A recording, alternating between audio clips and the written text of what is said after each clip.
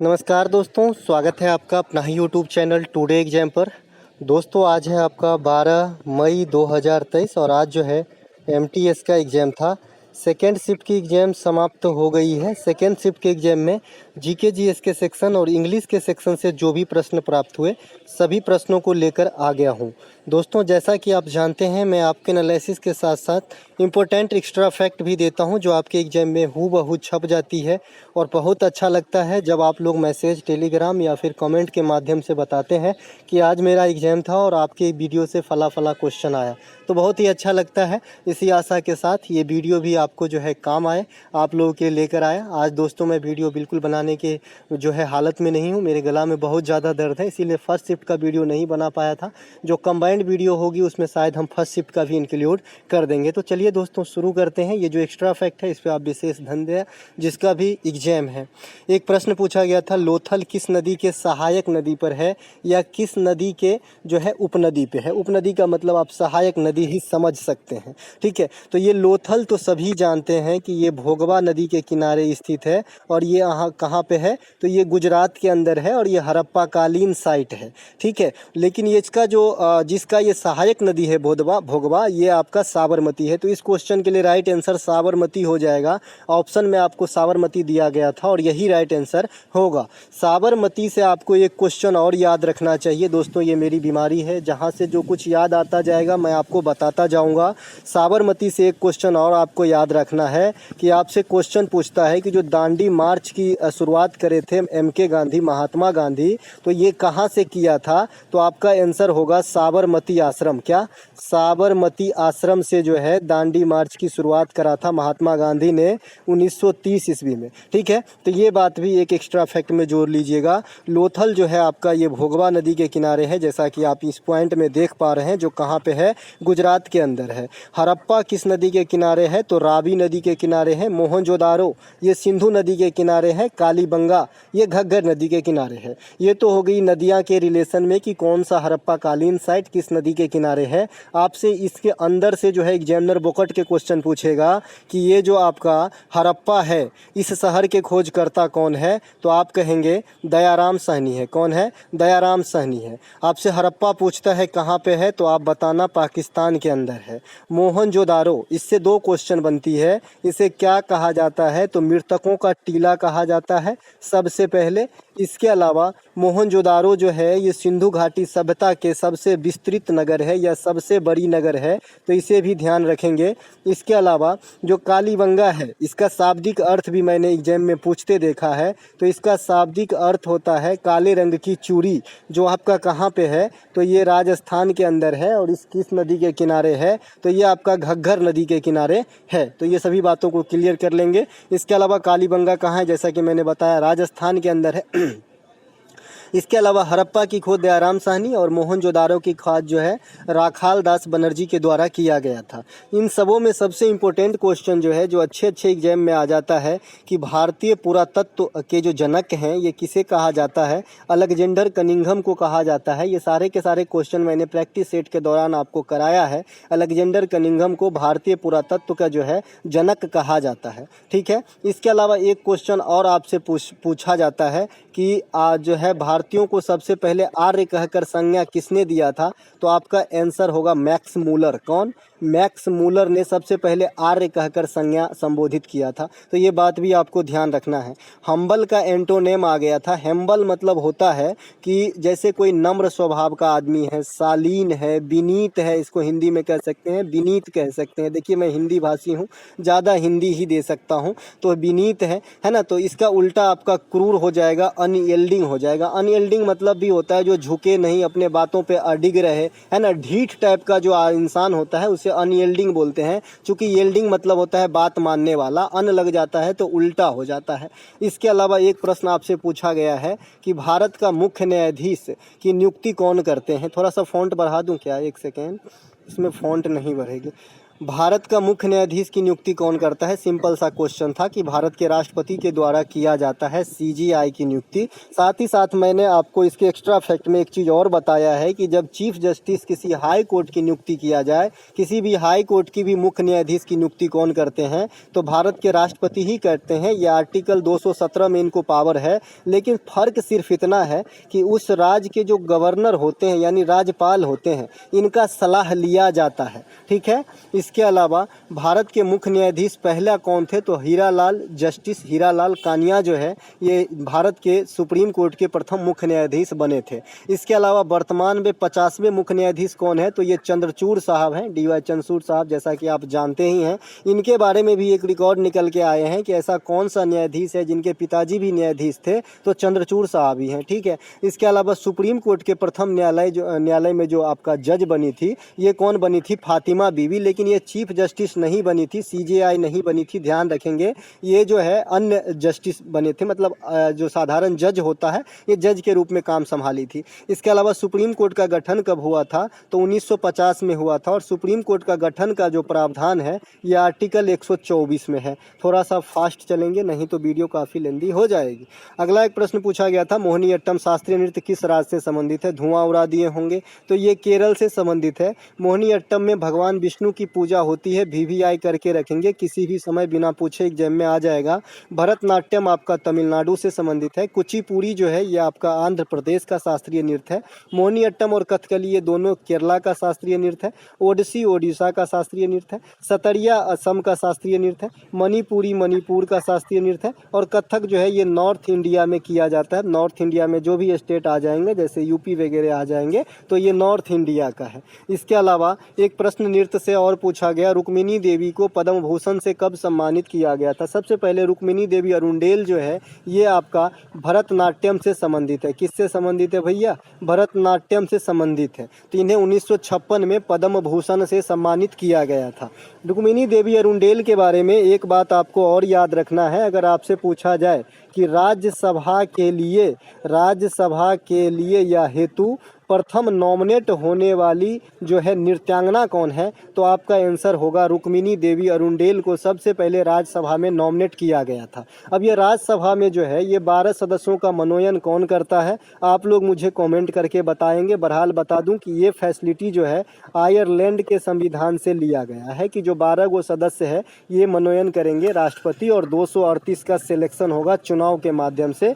Total 250 सदस्य होते हैं आपके राज्यसभा में। राज्यसभा को अपर सदन भी कहा जाता है, जिसका कार्यकाल अस्थायी होता है। राज्यसभा कभी भी विघटित नहीं होता है। साथ ही साथ राज्यसभा में जो सदस्य होते हैं उसके कार्यकाल 6 वर्षों का होता है। और राज्यसभा में जो सदस्यता ग्रहण करना है आपको, तो आपका उम्र कम से कम 30 वर्ष होनी चाहिए। इसके अलावा 1967 में साहित्य अकादमी फेलोशिप अवार्ड से भी सम्मानित किया गया था। देखिए, मैंने आपको एक चीज़ और बता रखा है कि साहित्य अकादमी जनरल वाला पुरस्कार कहे तो इसमें जो है 1 लाख की रकम दी जाती है, और साहित्य अकादमी फेलोशिप अवार्ड में जो है 3 लाख की रकम दी जाती है। तो दोनों बात आपको ध्यान रखना है। इसके अलावा अगला एक प्रश्न पूछा गया था कि मुगल बादशाह कौन थे जो पादशाह की उपाधि धारण की थी? बादशाह नहीं, पादशाह। ठीक है। तो ये आपका बाबर हुए जिन्होंने पादशाह की उपाधि धारण की थी। बाबर जब 1507 में कंधार पर विजय पाया था, इसी कारण इन्होंने बादशाह या पादशाह की उपाधि जो है धारण कर लिया था। पानीपत की प्रथम लड़ाई आपको याद होगा 1526 में इब्राहिम लोदी और बाबर के बीच में हुआ था, जिसमें इब्राहिम लोदी की हार हो गई थी और भारत में मुगल वंश की स्थापना जो है बाबर के द्वारा करा गया था। बाबर को कलंदर भी कहा जाता है क्योंकि ये दानशीलता की भावना रखते थे, दानी थे थोड़ा बहुत, है ना। वैसे तो आप जानते ही हैं दानी मतलब क्या करते होंगे, है ना। इसके अलावा बाबर जो है ये तैमूर लंग के वंशज थे, तो ये बात भी आपको ध्यान रखना है। देखिए, 2 शासक के बारे में पूछा जाता है। एक तो आपका जो है मंगोल शासक कौन थे, डायरेक्ट क्वेश्चन आपसे पूछा जाता है। तो जो चंगेज खां है ये आपका मंगोलिया के थे, यानी मंगोल के शासक थे, मंगोल शासक। ठीक है। मंगोलिया शब्द आ गया है मेरे जवान पे, तो मंगोलिया की राजधानी भी मैंने कई कई बार पूछते देखा है, तो आपको बताना है कि मंगोलिया की राजधानी उलान बटोर है। कहाँ पे है? उलान बटोर है। एशिया की सबसे बड़ी मरुस्थल गोबी जो है ये भी आपका मंगोलिया में ही स्थित है। कोई बच्चा ने टेलीग्राम पे कमेंट करा है, लक्ष्मी नाम है शायद, कि आपको एग्जाम ओरिएंटेड इतनी क्वेश्चन कैसे जबान पे आ जाता है या फिर इतना आप कैसे जानते हैं। तो ये सिर्फ एक्सपीरियंस है और आप अगर पढ़ते रहेंगे कुछ दिन अच्छे से तो आपको भी आ जाएगा। ये कोई बड़ा बात नहीं है, हम भी आप ही के जैसे एक दिन थे, है ना। और जो है जॉब के बाद आने भी मैं पढ़ाई नहीं छोड़ा कभी, और मुझे सबसे ज़्यादा मज़ा इसी में आता है कि मैं बिना मतलब भी कोई किताब, कोई विकिपीडिया वगैरह पढ़ता रहता हूँ। क्यों पढ़ता हूँ ये मुझे मालूम नहीं, क्योंकि अब तो मैं एग्जाम भी नहीं देता, लेकिन पढ़ना मुझे अच्छा लगता है, पढ़ता रहता हूँ। इससे क्या नॉलेज बढ़ेगी, और नॉलेज बढ़ाना कोई बुरी बात नहीं है। पानीपत का प्रथम युद्ध ये 1526 में आपका बाबर के द्वारा हुआ था। खानवा का युद्ध 1527 में राणा सांगा और बाबर के बीच में हुआ था। चंदेरी का युद्ध आपका 1528 में होता है, और घाघरा का युद्ध आपका 1529 में होता है। दोस्तों इसमें मैंने एक ट्रिक बताया था, खाना खाओ, है ना, सॉरी, पानी पियो, खाना खाओ, चाय पियो, घर जाओ। इस प्रकार से आप चारों युद्ध को क्रम से याद रख सकते हैं, 26, 27, 28, 29। इसके बाद 1530 में जो है बाबर की मृत्यु हो जाती है ना। इसके अलावा बाबरनामा के लेखक खुद बाबर है, यानी इन्होंने अपना ऑटोबायोग्राफी लिखे थे। ठीक है। इसके अलावा नारियल में कौन सा अम्ल पाया जाता है, ये क्वेश्चन आपसे पूछा गया है। तो नारियल में जो अम्ल पाया जाता है ये आपका लॉरिक अम्ल पाया जाता है। नारियल कोकोनट, है ना, बहुत ही ज़्यादा सेहतमंद होता है, डाव का पानी पीना, है ना। और मैं आपको एक अपना इलाज बताता हूँ। मैं जब पढ़ता था तो मुझे एक बार चेचक हो गया था, तो मेरे मुंह में बहुत सारा दाग हो गया था, अब नहीं है, थैंक गॉड। तो उस समय मुझे जो है बहुत अजीब लगता था ऐना देखने में कि दाग बहुत हो गया है। मैंने एक डॉक्टर के पास गया, उन्होंने कहा कि ये दवाई तो मैं दे ही दे रहा हूँ, लेकिन अगर आप प्रेफर कर सको तो आप नारियल के पानी डाब से मुँह धो। और मैंने मस्त 10-12 डाब से मुँह धोया था, मतलब एक खरीदता था, भर दिन उसी को चलाता था, और आज जो है एकदम जो है मुँह साफ़ हो गया। तो ये थैंक गॉड इनका भी, नारियल पानी का, है ना। अगला जो है हम यहाँ पे रखे हैं कि जो चींटियों का डंक होता है इसमें आपको फॉर्मिक एसिड मिलेगा, और ये क्वेश्चन VVI कर लेंगे आने वाले शिफ्ट के लिए। चींटी का डंक हो या फिर बिच्छू का डंक हो, ये सब में फॉर्मिक एसिड होता है, इसी कारण हमें बिस होने लगता है जब काटता है तो। इसके अलावा एनी बेसेंट किस सोसाइटी से जुड़े रहे? देखिए मैंने एनी बेसेंट के बारे में एक एक बात आपको बता दिया हूँ। सबसे पहले तो ये आयरिश लेडी थी, आयरलैंड की थी। इन्होंने भारतीय स्वतंत्रता संग्राम में अहम रोल निभाया था। इन्होंने जो है क्या क्या जो है आंदोलन में भाग लिए थे, तो एक तो सबसे पहले आपका होम रूल लीग जो इंडिया में आया, जो है बाल गंगाधर तिलक के साथ साथ ये भी सहभागी थी। इसके अलावा जो थियोसॉफिकल सोसाइटी भारत में लाने का श्रेय जाता है ये आपका एनी बेसेंट को ही जाता है। तो डिपेंड करता है कि ऑप्शन में क्या था, या तो थियोसॉफिकल सोसाइटी होगा या तो आपका होम रूल लीग होगा, इन दोनों में से कोई एक ऑप्शन में होगा। आप लोग कमेंट करके बता देंगे जो भी एग्जाम दिए थे। इसके अलावा जो थियोसॉफिकल सोसाइटी है इसके ओरिजिनल संस्थापक जो है ये मैडम ब्लात्स्की और हल्कर अल्काट है, ठीक है। लेकिन ये देश के बाहर है, ये विदेश में स्थापना किए थे, लेकिन इंडिया में लाने का श्रेय जो है ये एनी बेसेंट को दिया जाता है। साथ ही साथ 1916 में आपका होम रूल लीग होता है जिसमें तिलक साहब और आपका एनी बेसेंट जी जो है इसमें सहभागी रही थी। कांग्रेस की प्रथम महिला अध्यक्ष संभालने वाली भी आपका एनी बेसेंट ही थी। उन्होंने 1917 में जो है कांग्रेस की अध्यक्षता संभाली थी। यहाँ पर से एक क्वेश्चन और आपका आ जाएगा कि भारतीय महिला जो है सबसे पहले कांग्रेस की अध्यक्षता कब करी, तो आप बताएंगे 1925 में आपका सरोजनी नायडू जो है ये पूर्णतः भारतीय महिला जिन्होंने कांग्रेस की अध्यक्षता को संभाली थी। और बाद में यही सरोजनी नायडू आगे चल के यूपी का प्रथम गवर्नर बनी, प्रथम नहीं यूपी की गवर्नर बनी, जो पहला महिला गवर्नर बनी थी, ठीक है। तो ये बात भी आपको ध्यान रखना है। इत्तेफाक है कि सुचेता कृपालिनी जो यूपी की सीएम बनी थी वो भी प्रथम महिला सीएम थी इंडिया के अंदर, और बिहार की सीएम तो आप जानते ही हैं राबड़ी देवी महिला में। इसके अलावा ओलंपिक खेल में व्यक्तिगत रूप से सर्वाधिक पदक जीतने का रिकॉर्ड किसके नाम है, तो ये माइकल फेल्प्स हो जाएगा। माइकल फेल्प्स जो है एक पेशेवर तैराक है जो यूएसए का है, और इन्होंने एक ओलंपिक में सर्वाधिक 8 गोल्ड मेडल जीत के जो है आज तक अपने रिकॉर्ड अपने नाम करा है। तो आई थिंक यही ऑप्शन में होना चाहिए। इसके अलावा अगर आपको भारत के रिगार्ड में पूछा जाए कि व्यक्तिगत रूप से सबसे पहले गोल्ड किसने जीता, सबसे ज़्यादा तो हो ही नहीं सकता, क्योंकि एक गोल्ड से अधिक कोई भी भारतीय जो है ओलंपिक में नहीं जीता है, ठीक है। 2 ही गोल्ड ही आया है भारत के पास व्यक्तिगत रूप से। एक तो आपका अभिनव बिंद्रा साहब जीते हैं 2008 ईस्वी के अंदर, बीजिंग में ओलंपिक हुआ था, 10 मीटर राइफल शूटिंग के अंदर जीता था, है ना, जो व्यक्तिगत रूप से प्रथम गोल्ड जीतने वाला ओलंपिक के अंदर प्रथम भारतीय बने थे। और दूसरा आपका Neeraj Chopra golden boy boy, जो आपका टोक्यो ओलंपिक 2020 वाला 2021 जापान के अंदर भाला फेंक, जहां पे 87.58 मीटर की दूरी भाला को तय कराया था और गोल्ड नाम किया था एकमात्र। तो ये 2 ही पर्सन है जो व्यक्तिगत रूप से जीते, तो पहला अभिनव बिंद्रा और दूसरा हो जाएगा नीरज चोपड़ा। इसके अलावा 8 गोल्ड और भारत के नाम है, टोटल 10 है, तो 8 गोल्ड ओनली जो है हॉकी के अंदर आया है। एक क्वेश्चन और पूछा जाता है कि हॉकी में सबसे पहले भारत ने गोल्ड कब जीता, तो आपका आंसर होगा 1928 में जीता था, तो ये बात भी ध्यान रखेंगे।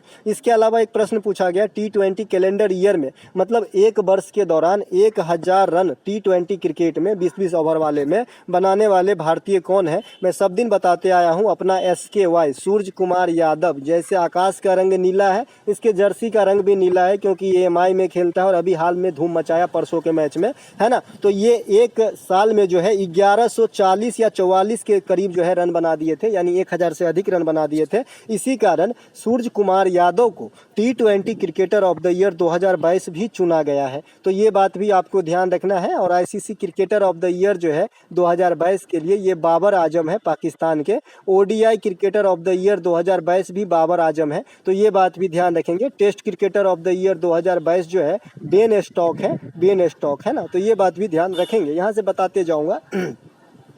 इसके अलावा सबसे कम बॉल पे दोहरा शतक लगाने का रिकॉर्ड जो है 126 बॉल में आपका ईशान किशन के नाम पे है। सबसे पहले ये क्रिस गेल का रिकॉर्ड तोड़ा है, जिन्होंने 138 बॉल पे लगाया था। और सबसे कम उम्र में दोहरा शतक लगाने वाली खिलाड़ी जो है ये शुभमन गिल है, शुभमन गिल, जो आपका गुजरात से खेलते हैं और अच्छे फॉर्म में है, और भाई का शादी का भी जिक्र चल रहा है, जैसा कि आप जानते ही होंगे, काफ़ी मीम वगैरह बन रहे हैं इसके ऊपर। इसके अलावा गारो खासी जयंतिया हिल्स, एक बच्चा बोल रहा है कि जाति पूछा था। मैं हर दिन ये बात को जरूर मेंशन करता था कि गारो खासी जो है ये हिल्स भी है और गारो खासी जयंतिया जनजाति भी है, जो आपका मेघालय में पाया जाता है। मेघालय में अधिकतम वर्षा होने का कारण इसी पहाड़ से बादल का टकराना है, ठीक है। तो मेघालय में एक त्यौहार भी होता है बांग्ला महोत्सव, तो इसे जरूर से ध्यान रखें, बांग्ला महोत्सव। और मेघालय के मासिन राम में सबसे अधिक वर्षा होती है इस समय विश्व में, तो ये बात भी ध्यान रखें। इससे पहले जो है चेरापूंजी आपका सबसे अधिक वर्षा वाला स्थान हुआ करता था। एक प्रश्न आपसे पूछा गया है ESNO का फुल फॉर्म, अगर आपको याद हो कि मैंने अल नीनो और ला नीनो प्रैक्टिस सेट के दौरान बताया था, तब मैं बिहार SSC के लिए प्रैक्टिस सेट चला रहा था, ठीक है। तो वहीं पे मैंने इसका फुल फॉर्म बताया था कि ये अल नीनो से संबंधित है, ठीक है। तो देखिए अल नीनो से होता है इसका El Nino southern oscillation, ENSO, इंसो, ठीक है। तो इंसो का फुल फॉर्म क्या हो जाएगा भैया, इसनो माफ कीजिएगा अल नीनो सॉथर्न ऑक्सीलेशन, इस प्रकार का हो जाएगा। यहाँ पे कुछ गलत लग रहा है, इंसो होना चाहिए, है ना। अल नीनो तथा ला नीनो प्रशांत महासागर में आती है। अगर आपसे महासागर के रिगार्ड में पूछे कि अल नीनो और ला नीनो कहाँ आती है, तो प्रशांत महासागर बताइएगा आप। साथ में आपका अगर ये कोई ये पूछ दे कोई और डीप में जाके कि भाई अल नीनो क्या होता है, ला नीनो क्या होता है, तो अल नीनो में बताना है आपको कि ये महासागरीय जलधारा को गर्म कर देता है और ला नीनो में जो है ठंडा कर देता है। तो क्या संपूर्ण महासागर की हो जाती है? अगर संपूर्ण महासागर की हो जाए तो फिर अन्याय हो जाएगा बंधु। ये गर्म बहुत ज़्यादा कर देता है, सारी मछलियाँ मर जाएगी, सारी जनजीवन अस्त व्यस्त हो जाएंगे। जैसा कि आप जानते हैं कि सबसे बड़ा पर्यावरण तंत्र जो है महासागर के अंदर ही फलता फूलता है, जिसपे ये प्रकृति चलती है, ठीक है। तो ये तो अस्त व्यस्त कर देंगे। तो आपको समझ में आया कि ये विशेष रीजन में होता है, ना कि जो है संपूर्ण महासागर में होता है। इसके अलावा प्रशांत महासागर के बारे में और भी कुछ है। ये सबसे गहरा महासागर के साथ साथ सबसे बड़ी महासागर भी है आपका पांचों महासागर में, तो ये बात भी आपको ध्यान रखना है। इसके अलावा इस दुनिया में सबसे जो गहराई वाली स्थल है मरियाना खाई, ये प्रशांत महासागर में स्थित है, तो ये बात भी आपको ध्यान रखना है। मरियाना खाई को जो है चैलेंजर गर्त से भी आपको रिलेट करके एग्जाम में ऑप्शन मिल सकता है, तो सही है, चैलेंजर गर्त भी मरियाना खाई वहीं पर है। इसके अलावा भाखड़ा नांगल बांध किस नदी पर है, ये आपसे पूछा गया था, है ना। तो भाखड़ा, अच्छा, एक डियागो गार्सिया द्वीप भी आपके एग्जाम में बहुत आ जाता है, डियागो गार्सिया। तो डियागो गार्सिया द्वीप में आपको हिंद महासागर मारना है, ठीक है। तो ये बात भी ध्यान रखना है। इसके अलावा हिंद महासागर में उठने वाले जो तूफान है उसे क्या कहते हैं, कई बार मैंने भी अटेंड किया है, आपका भी नंबर आ सकता है। तो साइक्लोन कहते हैं उसे, हिंद महासागर में उठने वाले तूफान को, बवंडर को साइक्लोन कहा जाता है। ठीक है, इसके अलावा भाखड़ा नांगल बांध किस नदी पे है? सब दिन बताते आया कि भारत की सबसे ऊंचा बांध पूछेगा ना दोस्त तो टिहरी बांध मारना जो उत्तराखंड में है। लेकिन जैसे ही भारत का सबसे ऊंची गुरुत्वीय बांध जो ग्रेविटेशनल होता है तो भाखड़ा नांगल मारना पड़ेगा फिर, और ये सतलज नदी पर स्थित है जो पंजाब के समीप है। ठीक है, तो आपका सतलज नदी राइट आंसर हो जाएगा। अब बात आता है कि ये सतलज नदी कहाँ से निकलती है, तो आप बता देना भैया मेरे, तिब्बत के मानसरोवर से निकलती है। यहाँ से सतलज के साथ साथ सिंधु भी निकलती है और ब्रह्मपुत्र भी निकलती है, ब्रह्मपुत्रा। तो ये तीनों नदी जो है तिब्बत के मानसरोवर से निकलती है। इसके अलावा घग्गर भी निकलती है, लेकिन इस तीनों को एक साथ याद रखिएगा क्योंकि तीनों एक साइड से निकलती है। इसके अलावा भारत की जो सबसे ऊंची बांध परियोजना है वर्तमान में, ये भागीरथी और भिलांगना नदी के संगम पे टिहरी बांध परियोजना उत्तराखंड में है, जिसकी टोटल हाइट 263 मीटर से भी अधिक है।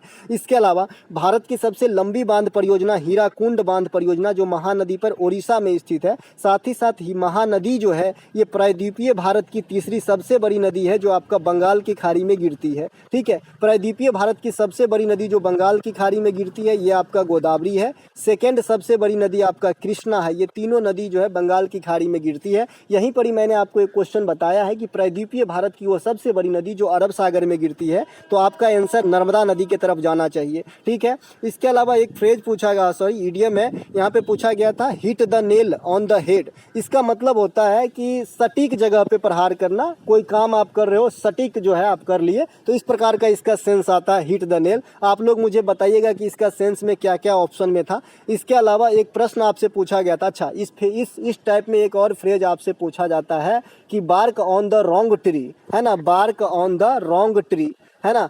तो इसका मतलब होता है कि किसी गलत चीज पर निशाना साधना। ठीक है, जैसे मतलब इससे कैसे बना है ये phrase bark on the wrong tree, कि किसी पेड़ पे कोई पक्षी होता है और कुत्ता जो है दूसरे पेड़ के नीचे भौंक रहा है, तभी से इस फ्रेज का जन्म हुआ है। इसका मतलब होता है कि जहाँ काम में जहाँ ध्यान लगाना चाहिए वहाँ नहीं लगा रहा है, कहीं दूसरे जगह लगा रहा है, या गलत चीज के पकड़ में आ गए हैं, bark on the wrong tree. तो ये बात भी ध्यान रखेंगे। गुरु पर्व किस गुरु के जन्मदिन के अवसर पे मनाया जाता है? दोस्तों CGL मेंस मैंने 3 बार निकाला है, इसी कारण जो है कुछ फ्रेज अभी भी याद है, हालांकि मैं जो है जो चाहता था वो नहीं हुआ, इसीलिए मैं नहीं जा पाया। गुरु पर्व जो है किस गुरु के जन्मदिन पर अवसर पे मनाया जाता है? तो गुरु नानक, है ना, जो सिख धर्म के संस्थापक और प्रथम गुरु भी थे। तो ये बात भी ध्यान रखना है। सिख धर्म के अंतिम गुरु जो है गुरु गोविंद सिंह थे। इनके जन्म से आपको क्वेश्चन पूछा जाता है जो पटना साहिब में हुआ है। पटना एक अलग जंक्शन है, पाटलिपुत्रा भी जंक्शन है और पटना साहिब भी स्टेशन है ना। तो ये बात भी ध्यान रखेंगे, पटना साहिब में गुरुद्वारा भी है। इसके अलावा गुरु गोविंद सिंह ने खालसा पंथ की स्थापना 1699 ईस्वी में किया था, तो ये बात भी आपको ध्यान रखना है। इसके अलावा गुरु गोविंद सिंह की समाधि जो कहाँ पे है? तो ये नांदेड़ में, और नांदेड़ कहाँ पे है? तो महाराष्ट्र के अंदर है। इसके अलावा एक चीज़ और यहाँ पे आता है, जो पंजाब और हरियाणा में सिख धर्मावलंबी के लोग बैसाखी त्यौहार मनाता है, तो ये क्या है? तो नव वर्ष है उनका। आज केरल के नव वर्ष पहले शिफ्ट में पूछा गया था, कहीं भी स्टेट का नव वर्ष पूछा जाएगा। मैंने आपको PDF दे दिया है। अगर आप लोग कहोगे तो मैं थोड़ा सा अभी अच्छा फील कर रहा हूँ तो फर्स्ट शिफ्ट का भी वीडियो बना के दे दूंगा। घर पे हूँ, बैठा हूँ, है ना। हवा को गर्म करने पर क्या होता है? तो ये वायु से हल्की हो जाती है हवा गर्म करने पे जो है ऊपर की तरफ उठती है। ये भी ऑप्शन आपका हो सकता है, ऊपर की तरफ जो है उठती है हल्का होने के कारण, क्योंकि वायु से हल्का हो जाता है। इसके अलावा हवा क्या है? तो हवा एक जो है मिक्सर है, मिश्रण है। तो ये भी कई दफ़ा एग्जाम में क्वेश्चन पूछा गया है। इसके अलावा ये पॉइंट मैं इसलिए रखा हूँ कि कोई बच्चा कल कमेंट किया था कि सर आप तो बता रहे थे कि सबसे ज़्यादा पृथ्वी पे ऑक्सीजन होता है, तो आप होता तो नाइट्रोजन है। तो वहाँ पे इनका कन्फ्यूजन दूर कर दूँ कि देखिए वायुमंडल में बोलेगा तो सबसे ज़्यादा आपका नाइट्रोजन होता है जो 78% के करीब होता है, और दूसरा स्थान ऑक्सीजन का है जो 21% के करीब होता है, और 1% में अन्य सभी गैसें होते हैं वायुमंडल के अंदर। ये वायुमंडल की बात थी। लेकिन जो मैंने कल बताया था वो पृथ्वी के क्रस्ट पे बताया था कि कौन सा तत्व सबसे ज़्यादा पाया जाता है, तो आपका ऑक्सीजन है। कौन सा धातु सबसे ज़्यादा पाया जाता है? तो एल्युमिनियम है। कौन सा अधातु सबसे ज़्यादा पाया जाता है? तो सियाल में सिलिका हो जाएगा। इस प्रकार से आप ध्यान रखेंगे। देखिए एक बच्चा और कमेंट करा है कि आपने उल्टा बताया है। देखिए पृथ्वी के जो ऊपरी भाग है ना, ये मान लीजिए जिस पे हम खड़ा है तो इसे पपड़ी या भूप्रपटी या क्रस्ट कहते हैं। मैंने सही बताया है दोस्त।